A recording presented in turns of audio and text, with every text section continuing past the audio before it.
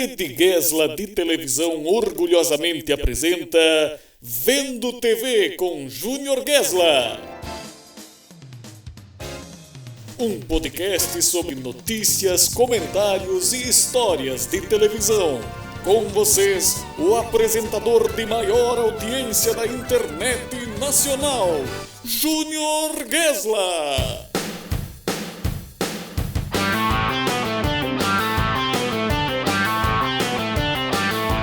Olá, muito bem, sim, estamos começando de forma caótica este podcast. Você, telespectador da Rede Gesla de Televisão, já me conhece. Para quem não me conhece ainda, deixa eu me apresentar e apresentar este novo projeto que estamos começando aqui na gloriosa Rede Gesla de Televisão, que é o Vendo TV com Júnior Gesla. Este podcast que é a entrada da Rede Gesla no universo dos podcasts, esse conglomerado de mídia do qual eu sou presidente e também sou o diretor-geral, o maior acionista, e também, de uma forma geral, eu atuo também na contra-regra, atuo também na apresentação, na edição de tudo, e tenho o meu glorioso assistente Nobody, que está aqui comigo, mas que pouca coisa faz, a não ser esse apoio visual que eu acabo tendo, em alguns momentos, nos vídeos da Rede Gesla, para quem já me conhece. Veja os pássaros cantando no início deste nosso novo podcast, que beleza, que alegria. Para quem não me conhece ainda, então, eu sou Júnior Gesla, eu faço parte, eu fundei a Rede Gesla de Televisão, que é um canal no YouTube para falar sobre essa paixão em comum que temos, eu e você que está me ouvindo nesse momento, que é a televisão brasileira, ou acompanhar a televisão de uma forma geral. Esse podcast ele vai ao ar aqui nas plataformas digitais, Spotify e tudo mais, e também a gente vai fazê-lo para o YouTube. Como nós temos uma estrutura maravilhosa aqui na Rede Gesla, não é, Nobody? Uma estrutura que realmente permite que a gente faça loucuras aqui nessa Rede Gesla de Televisão. A cada 10 minutos vai aparecer uma coisa meio jequiti aí na sua tela que está assistindo no YouTube, porque eu vou ter que fazer a volta aqui e começar a gravar outro vídeo depois, Porque é assim que funciona aqui nessa grande tecnologia que a Rede Gesla de Televisão proporciona para todos nós. Mas enfim, eu espero que vocês se sintam muito bem-vindos, muito prazer em estar aqui nesse início. O Vendo TV com o Júnior Gesla ele tem um propósito importante, que é a gente conversar sobre notícias, sobre comentários e principalmente eu poder comentar com vocês e falar com vocês sobre situações que são mais íntimas, na verdade, Como eu me relacionei com a televisão durante a minha vida, para gerar justamente essa identificação, para a gente se sentir mais próximo, Às vezes no YouTube eu acabo fazendo vídeos sobre história da TV, sobre comentários de tudo que está acontecendo, só que eu não consigo trazer uma experiência tão pessoal, Porque o vídeo... A gente pode ter essa experiência também, mas o podcast ele é meio isso, meio que uma fruição, uma epifania. A gente vai falando sozinho, Eu, no caso, aqui não falo sozinho, eu falo com o Nobody, que supostamente parte da minha audiência acha que ele é um assistente imaginário, mas não. Ele é um assistente imaginário real, diríamos assim. Mas enfim, Nobody está aqui e eu quero fazer um pouco essa experiência de ficar falando e relembrando de momentos muito importantes da trajetória, da minha trajetória enquanto comunicador. Para quem não sabe, eu sou comunicador social, sou formado em publicidade e propaganda, apaixonado por televisão desde criança. As disciplinas que eu mais gostei na faculdade foram as disciplinas de TV e cinema, de áudio e tudo mais. Por isso que eu resolvi me aventurar também neste universo dos podcasts para conseguir trazer mais coisas para vocês, mais informações e tudo mais. Eu espero que vocês gostem do conteúdo por aqui. Eu preparei algumas coisas para que eu não esqueça de falar nada, para que seja importante isso. E é aquela coisa, Já falei que a cada 10 minutos eu vou ter que botar um jequiti aí na tela de quem estiver no YouTube, e para quem estiver ouvindo no Spotify isso não vai ter diferença absolutamente nenhuma, certo, meus amigos? Deixa eu ver se eu falei tudo que Nobody anotou aqui para mim.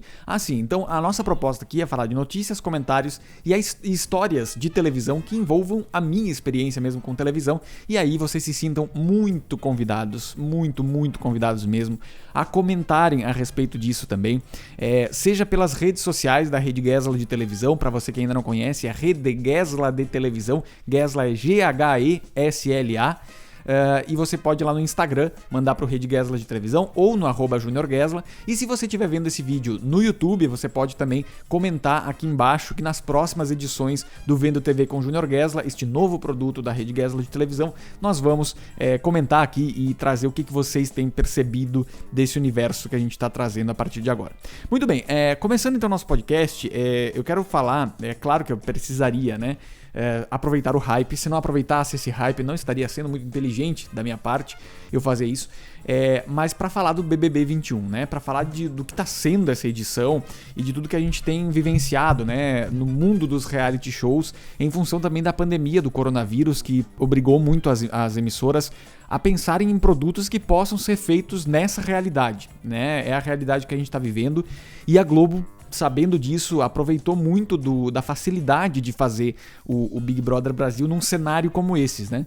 O reality show de confinamento, na verdade, é o produto perfeito para um momento como esse, porque você pega os participantes, isola eles antes, faz o teste, coloca dentro da casa, e aí é só controlar rigorosamente tudo que vai entrar na casa, mas nesse período ali não tem muito perigo, e é um produto que dá bastante audiência, né? A gente estava vendo o BBB 20, por exemplo, que teve uma audiência estrondosa. A gente imaginou que provavelmente esse Big Brother não iria ir tão bem em função do outro ter ido bem demais, mas o que a gente viu foi o contrário. Até eu li uma matéria do Maurício Sticer, para quem acompanha ele também, já deve ter visto, que ele conversa com o departamento de engenharia lá do Globoplay e o pessoal que cuida da conta do Globoplay de uma forma geral.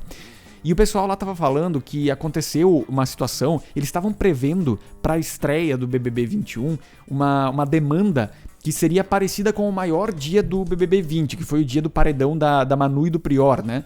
Que teve um alcance gigantesco e tudo mais. E eles tiveram o primeiro episódio desse BBB 21 já maior do que aquele maior episódio de 2020. Então teve toda uma situação de instabilidade. Quem tem Globoplay e acompanha pelo pay-per-view deve ter percebido que várias vezes tu tenta entrar, tu tenta usar e tu não consegue, cai fora do aplicativo, ou ele fica ali rodando, o carregando, e não acontece absolutamente nada, né? E o pessoal da engenharia lá da Globo estava dizendo muito isso, que eles têm uma situação que é um efeito rajada, em primeiro lugar. Quando acaba o programa na TV, ele diz que tem cerca de 300 mil pessoas acompanhando pelo Globoplay já o programa, e aí tem um efeito rajada de 100% a mais de acessos ao mesmo tempo, assim que o programa acaba, para continuar acompanhando no pay-per-view, né, do Globoplay. Então você tem, num minuto, entrando 300 mil pessoas para acompanhar a mesma coisa. Então a plataforma está com instabilidade, está com uma dificuldade nesse sentido, né? E isso tudo é reflexo do quanto esse produto reality show, ele continua funcionando bem. Ele continua sendo uma fonte interessante de não só de renda, mas de faturamento, de audiência para todas as emissoras, né? E nesse momento de pandemia ele se torna um produto interessante. Ele se torna um produto que tem que se considerar num cenário como esse. E aí a gente começa a ver as situações de uma forma geral, e como é que as emissoras estão se comportando com relação a isso. A Globo já anunciou que o BBB era o maior, era o Big dos Bigs, né, com 100 episódios, vai até maio essa temporada, e a gente vê a retomada desse segmento. Não que ele tenha parado de existir na TV brasileira, mas a Globo, por exemplo, soube suportar bem os anos em que não funcionou, em que o Big Brother não funcionou bem, com a audiência tão alta e tudo mais. Acho que a partir da edição 11 até a edição 17, a gente teve ali 6, 7 edições que tiveram uma audiência mediana, não tinha uma participação tão massiva assim do público, né? Lembrando que o BBB 10 foi vencido pelo Marcelo Dourado, então teve uma repercussão muito grande. Aquele Big Brother foi espetacular de audiência, de faturamento e tudo mais. Os outros também, mas eu acho que pela própria memória de quem acompanha a TV há muito tempo, dá pra imaginar, dá pra lembrar que o BBB que a Maria ganhou, que foi o 11, o Fael no 13, a Fernanda Keula... Desculpa, o Fael no 12, a Fernanda Keula no 13, a Vanessa no 14, o César Lima no 15, a Monique Nunes no 16 e a Emily no 17.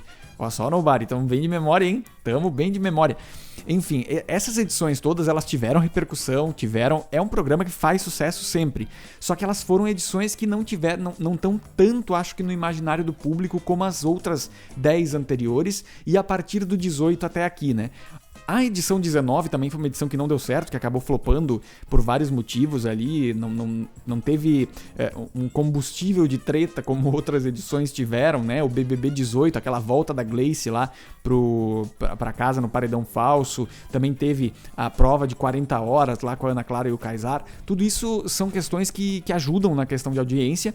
E a Globo sabe trabalhar quando o BBB não vai muito bem. Então, por exemplo, lá em 2002, quando o formato surgiu no Brasil, né, depois da Casa dos Artistas, que é algo que eu quero falar nesse podcast de hoje também, depois que tudo isso aconteceu, a gente teve toda uma um boom das emissoras querendo ter o seu próprio reality show, né?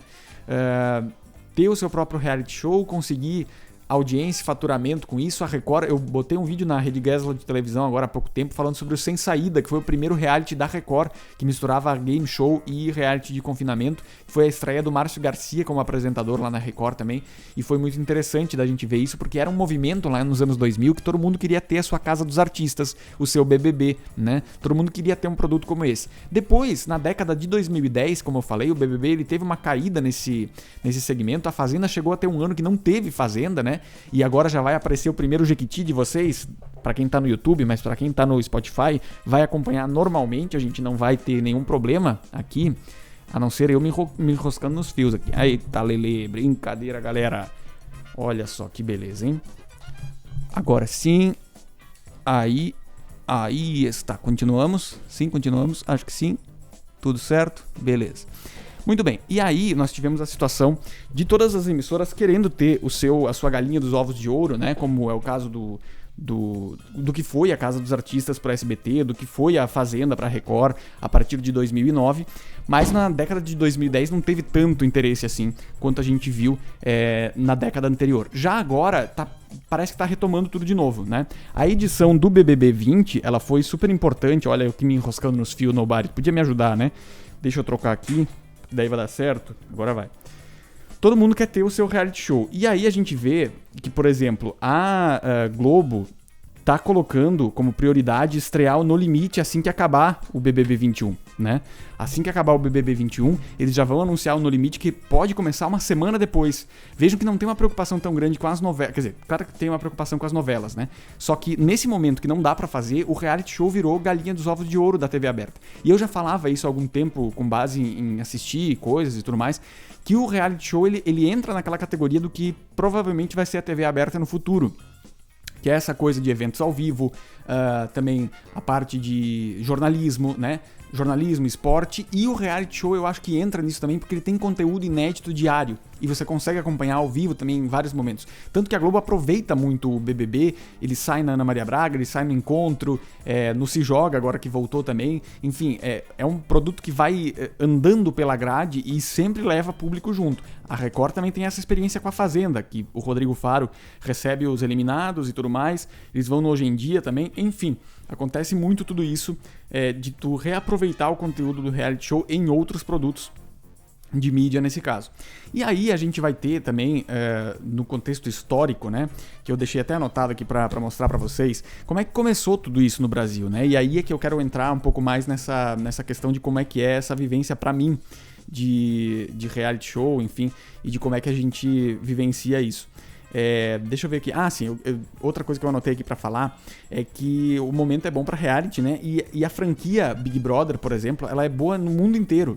Portugal, a TVI lá em Portugal, ela lançou de novo o Big Brother no ano passado. Tava há alguns anos já sem o Big Brother. A Casa dos Segredos também faz muito sucesso lá. E aí, em Portugal, foram engatadas 3 edições meio que consecutivas, que foi o Big Brother, né, primeiro, que foi com o Cláudio Ramos, se eu não me engano. Esse é o nome dele, né, Nobody? Cláudio Ramos, que apresentou lá em Portugal. Depois a Teresa Guilherme, que foi a precursora do Big Brother em Portugal, apresentou o Big Brother A Revolução. E aí os dois agora estão apresentando uma terceira temporada, que é o Big Brother Duplo Impacto, né, Nobody? É isso aí. Que traz outros participantes e tudo mais. Então é um formato consagrado no mundo inteiro, né? Outro negócio importante de falar é que o Power Couple vai ser lançado também mais ou menos junto com o No Limite. Eu acho que o No Limite até deve jogar um pouco para no dia que for exibido tirar um pouco do Power Couple, enfim. E aí eu me lembro muito, eu volto lá atrás para lembrar da Casa dos Artistas, né? Eu já contei essa história aqui, mas provavelmente vocês já saibam também, mas contando mais rapidamente, vocês sabem que o Big Brother quase foi do SBT, né? O Silvio Santos mandou alguns executivos do SBT para uma feira de televisão fora do Brasil, lá em 99 ainda. E lá eles encontraram o formato do Big Brother e acharam a cara do SBT. Levaram pro Silvio Santos. O Silvio Santos gostou e assinou o contrato, recebeu também o livro com todas as informações, com tudo a respeito do Big Brother, né? Todas as regras e tudo mais. E aí ele resolveu que ia fazer, tava tudo combinado, ele ia fazer. E aí chegou o momento do cara chegar lá e assinar, enfim, terminar tudo que tinha que fazer com a Endemol. E o Silvio Santos falou, não quero mais, pode rasgar o contrato. Rasgou o contrato lá, voltou e ficou sabendo, meses depois, que a Globo tinha comprado o formato e ia estrear Big Brother no Brasil. E aí Silvio Santos se arrependeu de novo e foi lá, alugou uma casa do lado da casa dele, lá em São Paulo, construiu rapidamente a estrutura, contratou os artistas com uma semana de antecedência, mudou algumas regras e lançou a Casa dos Artistas. A gente sabe que depois de 2 ou 3 dias de exibição, a Justiça proibiu o SBT de exibir por alguns dias a Casa dos Artistas por acusar de plágio, né, de cópia do BBB. Essa entrada na Justiça aí foi por parte da Globo, né, que tinha adquirido os direitos e tudo mais. E aí, o Silvio lançou a Casa dos Artistas na surdina, assim, sem falar muito. Eu até separei aqui um áudio, eu nem sei se eu posso mostrar, mas eu vou tentar. Que é da chamada da Casa dos Artistas, que foi feita no próprio domingo. O domingo em que ia estrear, teve isso. E aí era isso aqui, ó. Carlos Bem-TV. O que será que vai acontecer esta noite na Casa dos Artistas? Você vai olhar pelo buraco da fechadura e vai ver o que fazem os artistas na intimidade do dia a dia. Hoje, logo após o Domingo Legal do Gugu, não perca o programa mais audacioso na televisão. Programa mais audacioso da televisão brasileira, né? Essa era a Casa dos Artistas. E essa chamada, ela era do tipo assim, você vai saber o que acontece na Casa dos Artistas. Era meio que o público pensando que talvez fosse alguma situação de, sei lá, de rolar visita na Casa dos Artistas. O Gugu já fazia isso, né? Como é que seria dentro da Casa dos Artistas, e as pessoas ficaram com isso na cabeça, tanto que a audiência da estreia foi gigantesca, se eu não me engano já derrotou o Fantástico na estreia, com o Silvio Santos explicando o que era um reality show. Então pensem que no Brasil a gente descobriu o que era um reality show com base na gloriosa, né, na indicação de Silvio Santos. Silvio Santos nos ensinou o que era um reality show porque ele já sabia antes, né? E aí, a Casa dos Artistas foi aquele sucesso espetacular, foi um sucesso estrondoso, teve segunda edição imediatamente depois. O Big Brother nasceu no meio das duas edições da Casa dos Artistas, né? A Casa dos Artistas 1 foi de 28 de outubro de 2001 até dezembro de 2001, né? O Big Brother Brasil, o número 1 foi de janeiro a abril, alguma coisa assim, eu acho, janeiro a abril. E aí o Silvio Santos já estreou a segunda Casa dos Artistas, que quem venceu foi o Rafael Vanucci.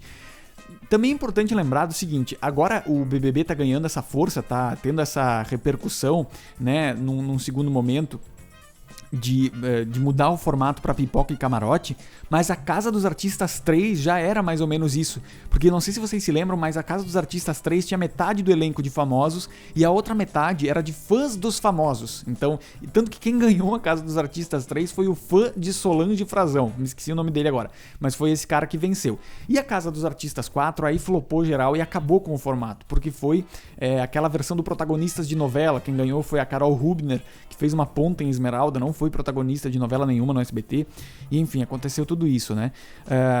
Acho que a gente tem que pensar também que, por exemplo, se o Big Brother estivesse no SBT, eu não sei se ele estaria no ar ainda, porque a Globo entendeu rápido que não dava pra botar 2 edições num ano, que precisava ser uma atração cíclica, mas que fosse uma vez por ano, tivesse ali 3 meses de duração e tudo isso acontecesse. Então, eu acho que rola uma questão da gente observar tudo isso e pensar como é que o reality show vai acontecer daqui pra frente também na TV brasileira, né? Porque existe uma cultura que foi começada por Silvio Santos explicando pra gente o que era um reality show e que foi continuando depois. A gente tem várias situações pra considerar a respeito disso. E fazendo link de tudo isso que eu tô dizendo pra vocês com a minha experiência de televisão, de acompanhar reality show, eu me lembro muito de ter visto essas chamadas do SBT da Casa dos Artistas nesse dia, essa que eu coloquei aqui, nesse primeiro dia, e pensar, como assim? O que é a Casa dos Artistas? O que vai ter lá dentro? E eu me lembro de ter assistido esse primeiro dia, essa cena do Silvio Santos tirando as roupas da mala e perguntando que artista utilizaria não sei o quê.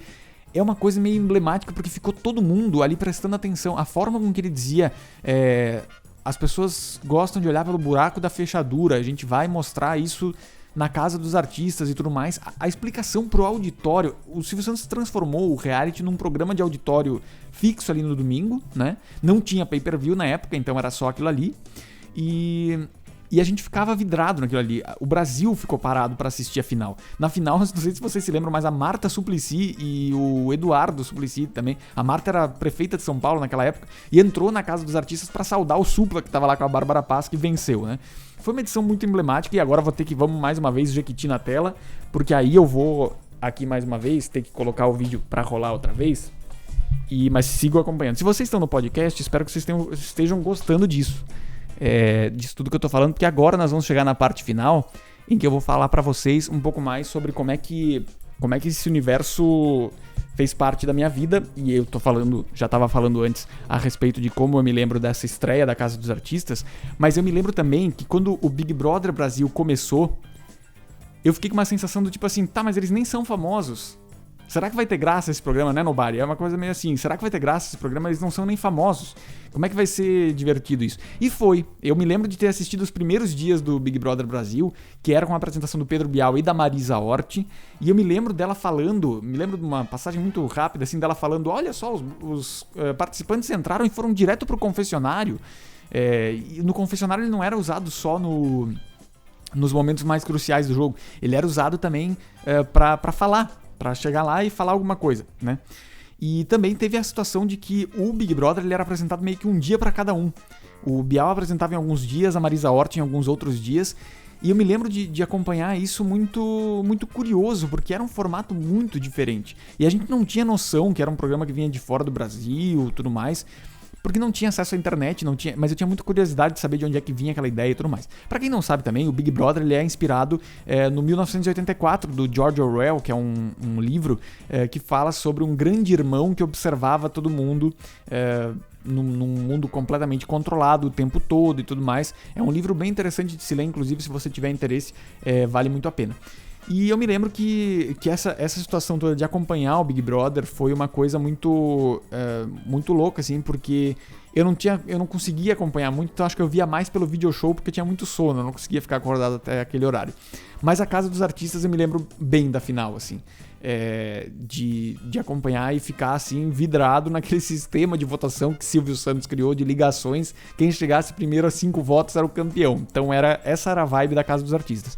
E é por isso que eu acho que a Casa dos Artistas podia voltar. Agora, não sei como é que foi. Eu sei que o SBT foi condenado na época, muitos anos depois, por conta dessa acusação da Globo aí na justiça. Houve uma condenação, se eu não me engano. Mas eu não sei se existisse a possibilidade da Casa dos Artistas voltar, eu acho que seria importante. Acho que teria espaço hoje pro SBT colocar um reality de confinamento que ele já tem, com uma marca já consagrada, que é a Casa dos Artistas. Agora o Silvio Santos está colocando os anúncios, né, lá na TV, para fazer uma mistura de férias com o ex com Big Brother, né? Inclusive na propaganda aparece, se você quer participar de um programa tipo Big Brother e já é divorciado de 2 a 4 anos no papel, se inscreva no site do SBT, que pode ser o tal do Vivendo com o Inimigo, né? Que é um programa que o Silvio Santos tentou fazer em 2011, não saiu, e agora estão com esse interesse nesse momento. Então, minha gente, falando sobre reality show, falando sobre tudo isso, a gente vai viajando, né, e lembrando de outras coisas, como, por exemplo, esse retorno do No Limite também, que confirma isso que eu tô falando pra vocês, das emissoras começarem a apostar muito em reality show em tempos em que é um produto que é mais fácil de fazer diante da pandemia, né? Testa todo mundo, coloca todo mundo no mesmo lugar, e aí você consegue tocar um programa ali de 3 meses que vai te dar faturamento, que vai ter interesse comercial e vai te dar audiência, né? Então eu acho que é o caminho que as emissoras estão tomando, e eu acho que é um gênero que está longe de acabar. Longe mesmo, até porque a forma com que o Brasil faz o reality show é muito baseada na sua própria dramaturgia, né? Principalmente a Globo com o Big Brother, né? A gente sabe que a edição ela vai trabalhando para construir mocinhos, vilões, viradas de jogo, narrativas que sejam muito interessantes. A trilha sonora, a maneira com que tudo é editado, traz uma história da vida real, uma história sem roteiro, né? E as pessoas curtem isso, as pessoas gostam disso porque te dá um certo poder de acompanhar. Eu acho que o Big Brother, a Fazenda e esses outros realities, eles fazem esse sucesso que eles fazem justamente pela possibilidade que eles dão pro público de poder mexer com o destino do que está acontecendo no programa, com o rumo do que vai acontecer. Quando você cria um personagem que é um vilão e que vai ser, e que você dá a possibilidade do público tirá-lo, acontecem catarses coletivas, né? Esse Big Brother 21 que o diga, as eliminações com mais alta taxa de rejeição aconteceram porque o público se engajou ao redor de personagens que não gostava, enfim. E isso a gente vê acontecendo de uma forma muito vigorosa nos dias de hoje, mas que já era algo muito forte. O BBB 5 teve 2 eliminações com grande rejeição, que foi a da Aline com 95% e do Dr. Rogério com 92%, né? Então, essa possibilidade do público ditar os rumos do que vai acontecer é algo que vem do tempo do Você Decide, né? Que era o programa lá apresentado pelo Antônio Fagundes e outros tantos, em que você escolhia o final da história ligando pro 0800, né?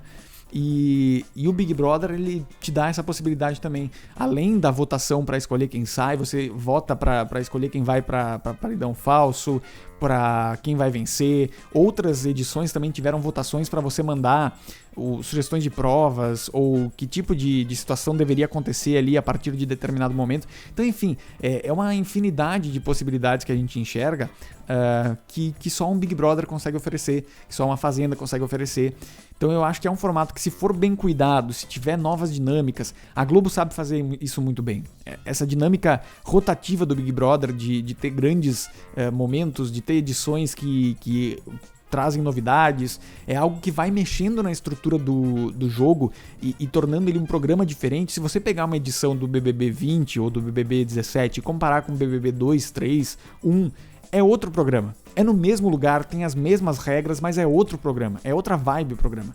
Então eu acho que é isso que traz a beleza do formato, que é a capacidade de se reinventar, de criar novas histórias, de fazer com que as pessoas se interessem de novo.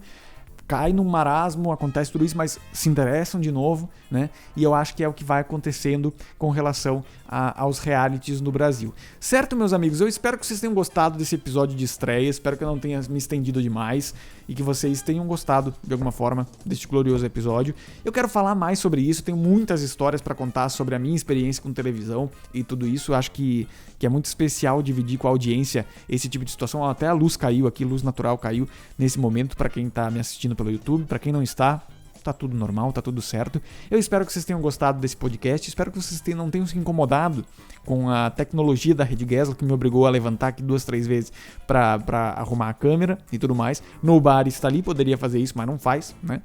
E eu espero que vocês tenham gostado de tudo isso. Mandem sugestões também de pauta para o que vocês gostariam que eu falasse por aqui. Acho que é importante a participação de vocês para eu poder elencar melhor os temas e, enfim, trazer outras visões que vocês têm sobre os programas de televisão.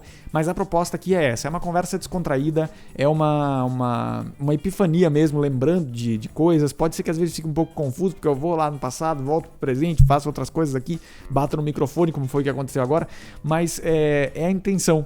E eu espero que vocês gostem dessa intenção aqui do podcast para poder seguir com vocês aí com mais conteúdo mais pra frente. Certo, meus amigos? Espero que tenham gostado dessa primeira edição do Vendo TV com Júnior Gesla, um produto exclusivo da Rede Gesla de televisão, esse conglomerado de mídia internacional. A gente chega a todos os países. Nós temos telespectadores da Rede Gesla na Irlanda, nós temos telespectadores da Rede Gesla no Canadá, no Tennessee. Eu não sei se nós temos, né, lá nos Estados Unidos, mas deve ter alguém que por acaso assiste a gente fora do Brasil. E no Brasil nós temos uma audiência maravilhosa de todos os estados, que é espetacular. E eu fico muito feliz de saber que a Rede Gesla está chegando cada vez mais longe. Eu espero que vocês gostem e faça parte da vida de vocês, como vocês fazem parte da minha, viu? Eu fico muito agradecido aqui a cada comentário que vem positivo ou com críticas construtivas aqui sobre o nosso conteúdo. Eu fico muito contente e eu espero que a gente siga junto por mais e mais tempo, comentando televisão, falando sobre esse universo que a gente tanto gosta, né? E podendo trazer alguns exemplos aqui do que é a televisão na minha vida, de que forma ela me impactou em tantos momentos quanto a gente tem conversado. Certo, meus queridos? Espero que vocês tenham gostado. Obrigado, Nobody, pela companhia sem nenhuma utilidade, como sempre, né? Nobody sempre fica aqui, me xinga, me fala coisas que não sei, mas tá aí. É um ponto de apoio para eu olhar para lá quando eu tô pensando, quando eu tô imaginando alguma coisa antes de falar para vocês. Meus queridos, obrigado pelo carinho. A gente volta nas próximas semanas com mais edições aqui do nosso Vendo TV com Júnior Guesla. Espero que vocês continuem vendo TV comigo e assistam a Rede Guesla de televisão, que é o nosso canal oficial no YouTube, e também ouçam aqui o nosso podcast. Se você gosta do nosso conteúdo, espalhe também para outras pessoas, para a gente continuar crescendo e continuar falando sobre esses assuntos por aqui com vocês, tá bom? Um beijo para vocês, obrigado pelo carinho. A gente volta a qualquer momento com mais uma edição de Vendo TV com Júnior Guesla, e eu te encontro lá na Rede Guesla de televisão e no @Júnior Guesla e @Rede Guesla de televisão também no Instagram. Certo, meus amigos? Até a próxima. Valeu! Vendo TV com Júnior Guesla.